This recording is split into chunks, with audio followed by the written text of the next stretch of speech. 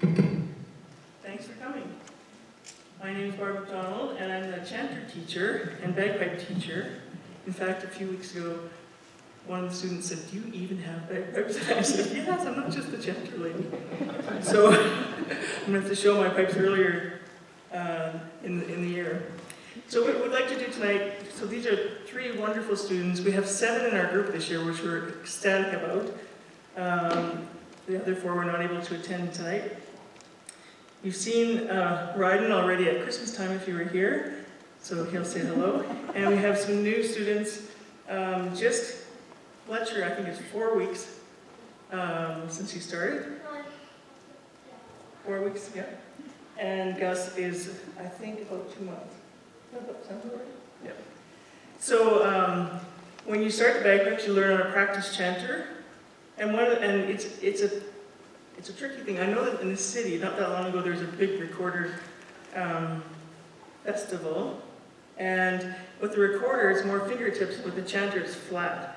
So we do a fair bit of teaching around keeping your fingers flat, and actually there's a fair bit of finger that goes past the chanter. So one of the things we teach here, the first thing is to get low G and to do the pinky thumb drop, which means you put your pinky on the thumb and then drop. Can you all do the pinky thumb drop? Okay. Okay. There you go.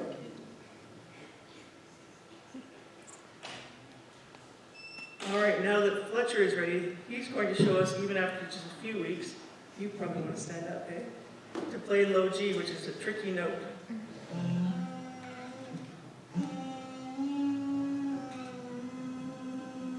There you go. Cool. So there's a fair bit of mastery involved in getting low G, right, and getting all the holes covered. One of the things that we teach them is that you're trying to make good music. So playing the chanter, it takes the right amount of air. So what I ask them to do is show me the best sound that you can make just with no fingers on the chanter. A little bit harder. There's the sound you're looking for. And how about you, Gus? Nice. And Ryden? So you've been playing, there's some stuff in your chanter. Okay, so getting the idea that sometimes people underblow, not a nice sound, or overblow, it's kind of a scream. So getting used to the idea of the music that we're trying to create. So Gus is going to play for us the scale, right? Want to stand up to do that? Okay.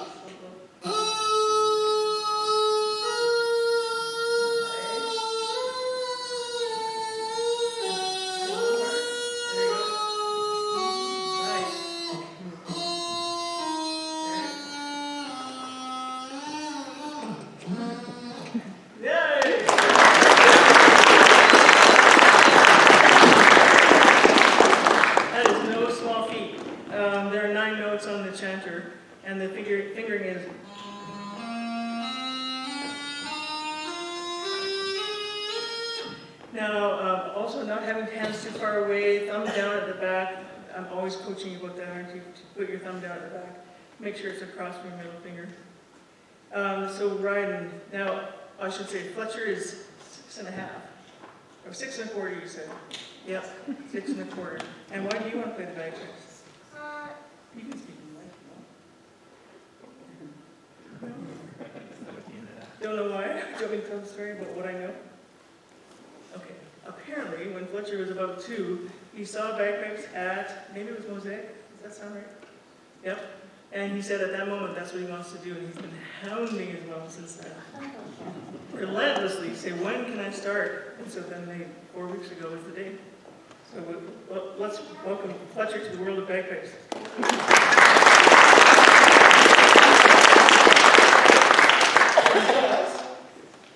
How old are you guys?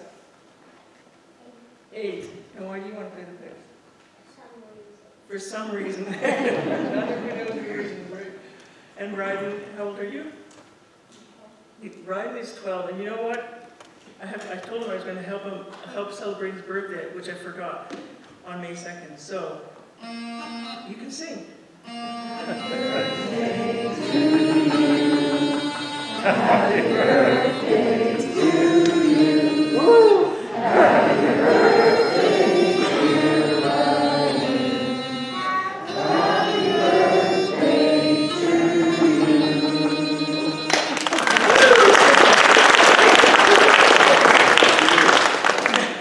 He said that's a bit random, but thank you. So we're going to finish now with, let me just tell you that we're always accepting students at any time. If someone wants to come down, come on, let's start. It's Wednesdays at 6:30. We're so grateful to be part of the Conservatory Performing Arts program. And you'll see some of the kids who started last year are now on pipes coming up next. And before we do that, though, we'll have Ryden play. Do you want to do what would you like to play? So it shows some movements that you know, for example, the D throw. Remember the D throw? Nice. And so there are different movements. There are only 9 notes, and it's a continuous sound, right? You can't stop and toot like a recorder would be. We don't play. When you stop your breath, it's continuous because there's a bag under your arm. So the only way that you can break the sound is by putting ornamentation in. So things like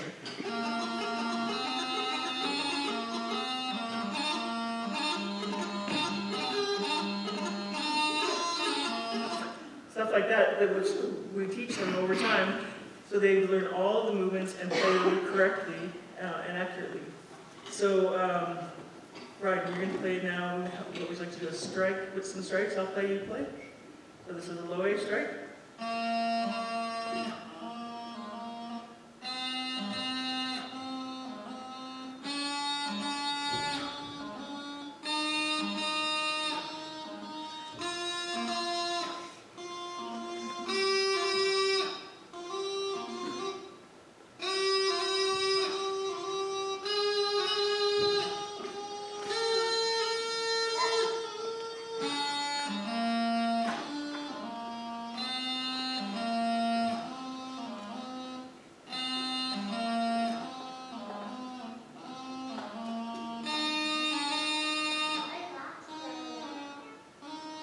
That's it.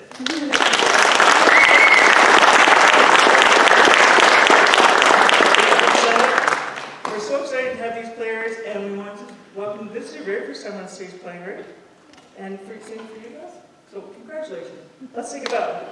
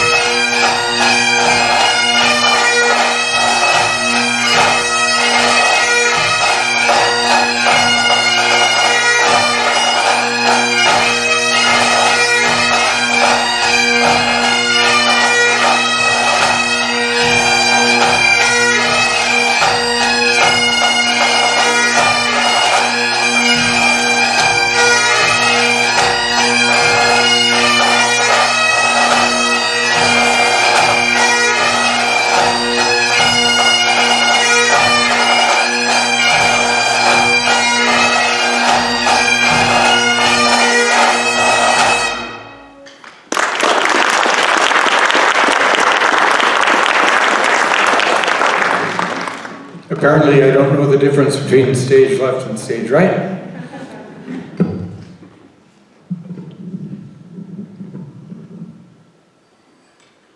I have made a mic taller in my day. My name is Iain MacDonald. I'm the director of the Conservatory Performing Arts Pipe Band. We're going to play a few tunes for you tonight. Last week, for those of you that aren't in the know or didn't get out in the cold, was the Highland Games here in Regina. Is that me doing that noise? We've got feedback. What's going on? And we had quite a few kids do very well in the solos, and the band did quite well, got a second prize in the grade 5 category, so that was kind of fun.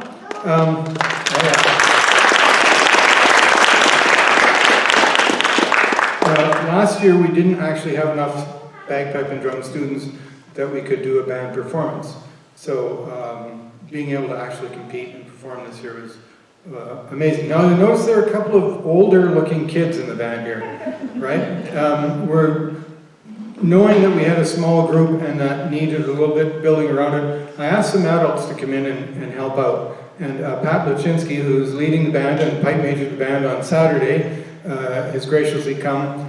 Pat and myself and Barbara have played together since we were kids in various bands, and we nudged Pat out of pipe band retirement to come and help us out. She's done a fantastic job.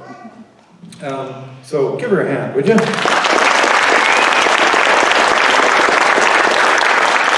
And we have another couple of big kids. Anna, who's right behind me here, and Shelley, who's on the bass drum. They're both beginner bagpipe students in the adult piping class at the Conservatory. So they took up pipes and are learning pipes and whatever, and I persuaded them to jump in and help. And Shelley, because she's a multitasker and already played drums, has been very helpful on the bass drum, so that's also been great. And then back there helping out on the drum corps is Jenah Healy. Jen is one of our regular instructors. Our lead drum instructor, Laura Schmeling, is not here tonight. She and her two girls, I think, are at a baseball tournament somewhere, is another couple of our pipers or so. Anyway, we're gonna that's the people so far. You'll meet some of the others. We're gonna go on next to a pibroch. So one of the events that was played at the Highland Games was the pibroch, and in the beginner class, kind of grade 4 pibroch, you play the ground. So pibroch is a Gaelic word that means essentially pipe playing or pipe music. It's a style of music that is theme and variation. You play kind of an air or a theme, and then you build technical variations on that. And so what's going to happen tonight is Alexander here is going to play the Earl and first variation of a 19th century tune called MacKintosh's Banner.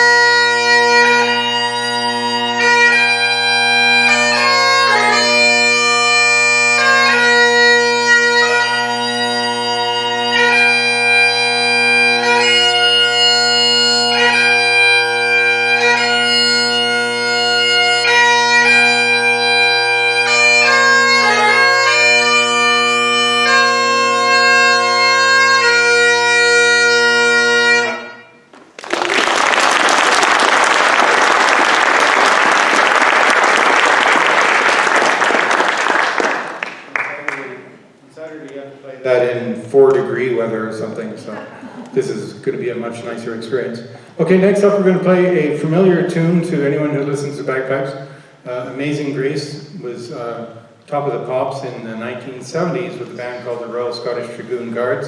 It was like a #1 hit in Great Britain and across the world, which is kind of odd. And tonight we're going to start with Grady's going to play solo for us, but he's going to come out right into the middle and feel the full pressure, and then he's going to go back in when the rest of the band starts. Grady played his first competition, on Saturday, and he won the grade 5 marches on his first practice. And now he's going to play Amazing Grace for us.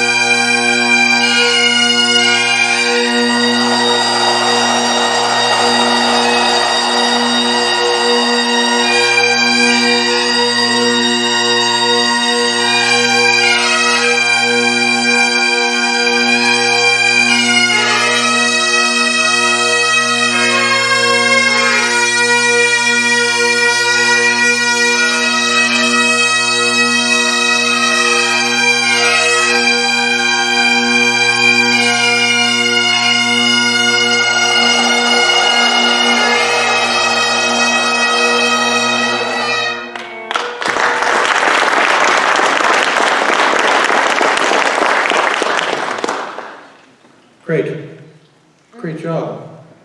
Yeah? Okay, we're going to bring the drummers out to the front so you can actually see that they're not just hiding behind us at this point. Oh no, keep coming. You guys want to see them, right?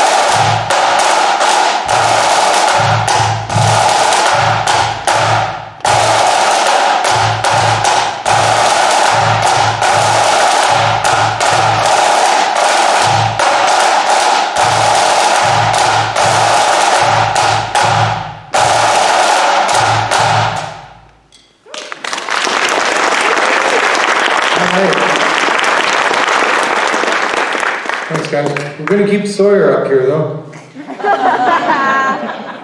Oh, yeah. He's really happy about this part, right? It only took me a few minutes to talk him into it, but he's going to play his solo for you. He played a solo at Regina, got, I think, 4th prize. Yeah, isn't it great? It's good. And Pat is going to play for him. They're going to play the tune Teribus.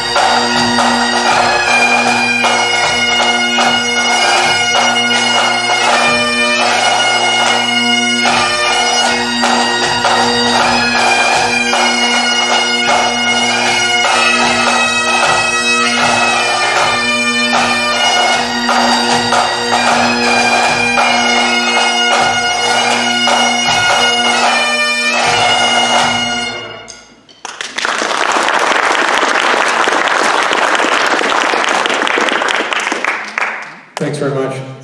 If you don't have kids in the program, be sure to enroll them so that they can freely play mistakes on the stage also in those tunes. Green Hills is a project in development. We're going to finish off with a couple of tunes, Teribus and Corriechoille. Thanks very much. Thanks to the instructors for all the work they do. Thank you to Erica and the staff at the Conservatory for all the work they put into making the program go. And if you're a parent out there in the audience, thanks so much to you for registering your child and bringing them to band. Thanks so much.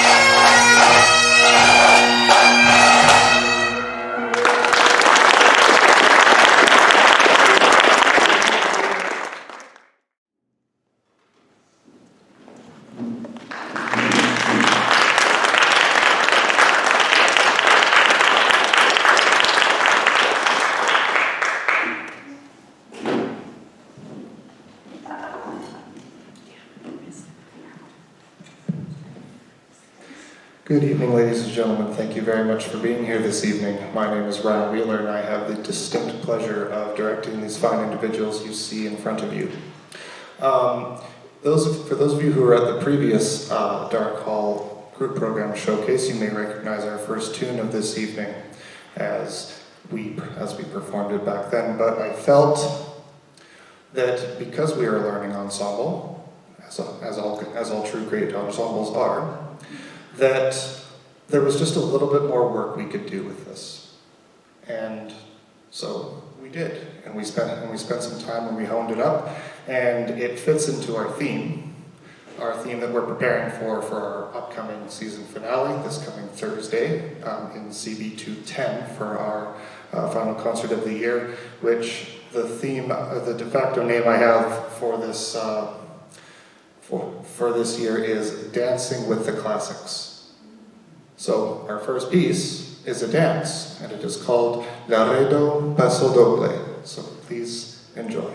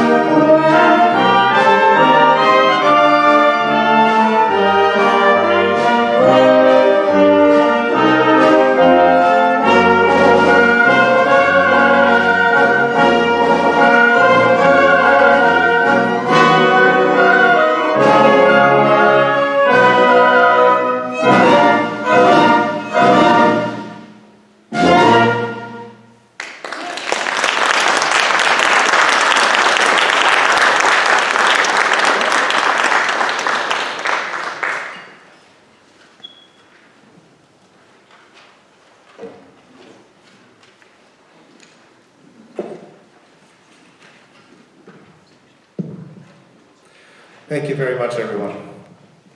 Our next piece will kick off the classics part of our program this evening. Premiered in December of 1892, the Nutcracker Ballet has become one of the most widely performed and beloved works of the Romantic era. Though it is traditionally reserved for the winter and Christmas season, I'm a firm believer that good music is good music any time of the year. Please enjoy these two selections from the Nutcracker Ballet, Dance of the Sugar Plum Fairy and Waltz of the Flowers.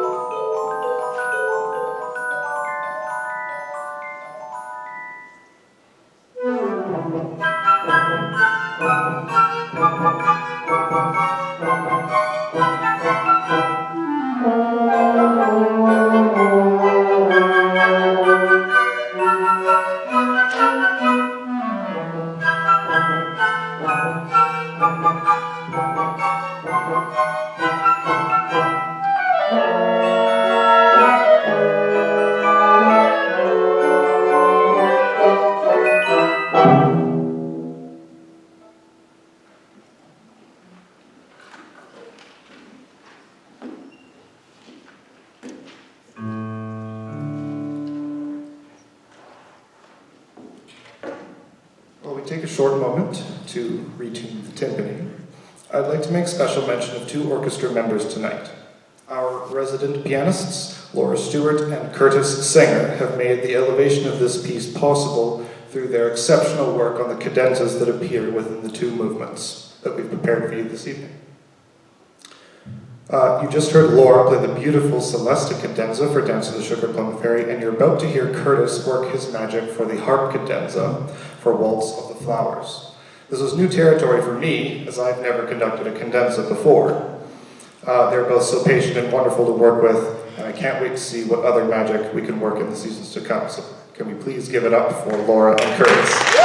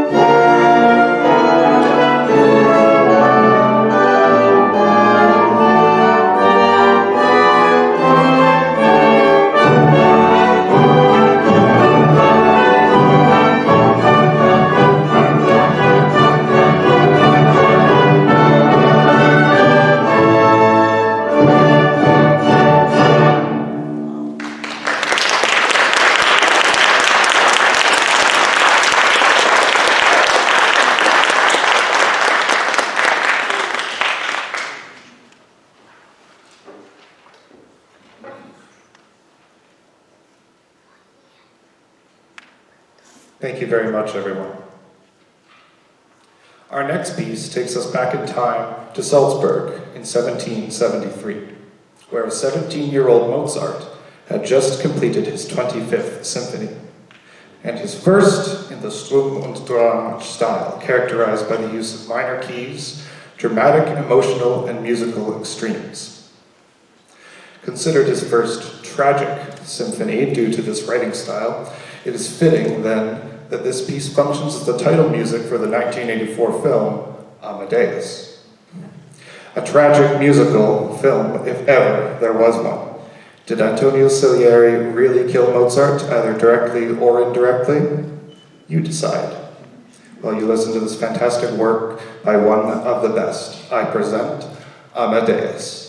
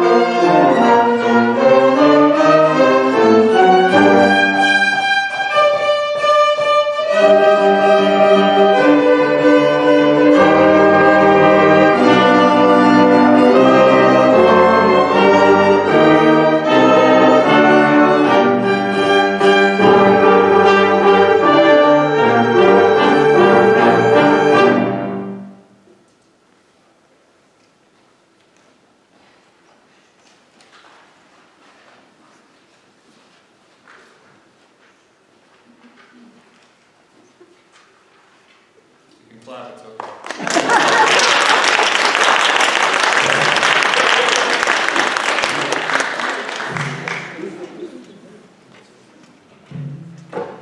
Such good concert etiquette, oh my.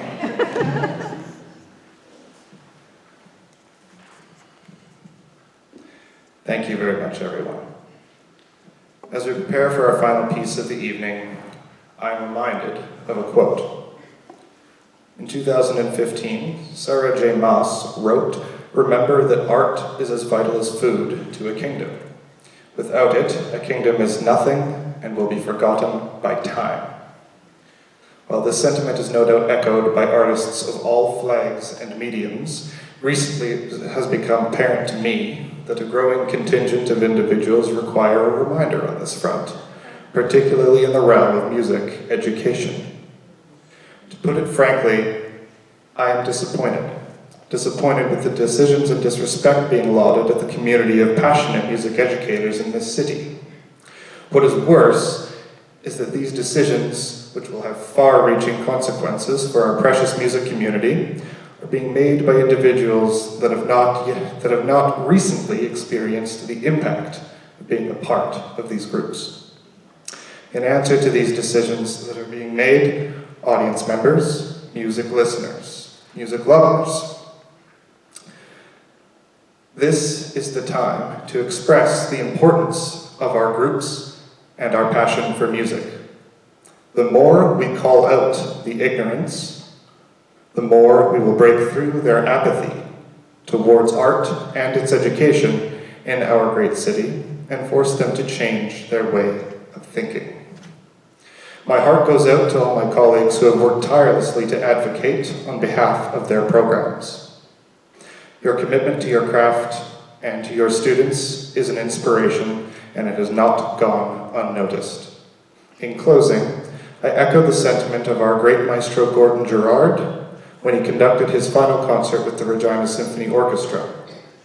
I urge you to be even more insistent that people support and attend live music in and around our city.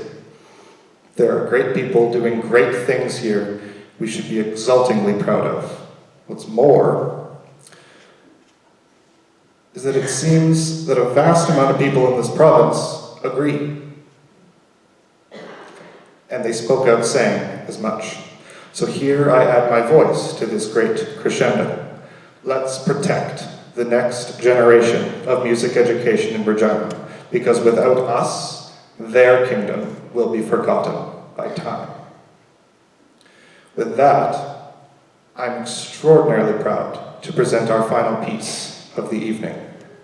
This ensemble has worked tirelessly throughout the season to present the following arrangement for our end-of-season concerts.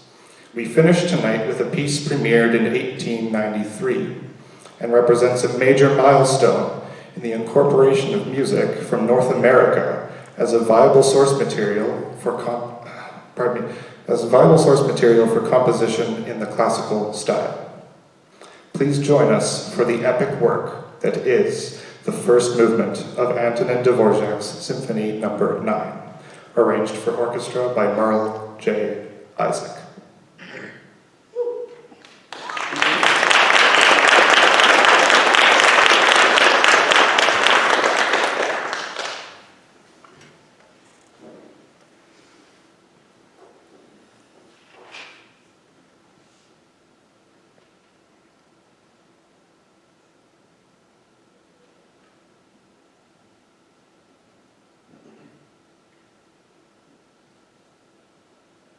Mm-hmm.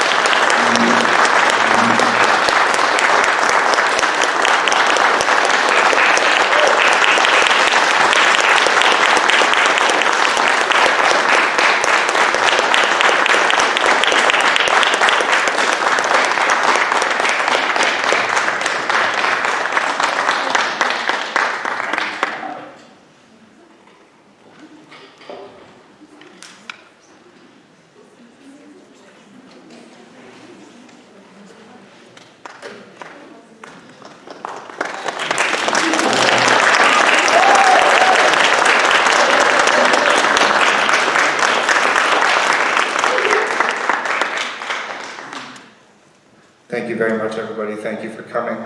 Your attendance means the world to us. Spread the goodness of music, because this is, if this is what we have to offer, I choose to keep offering it. Thank you so much, everybody.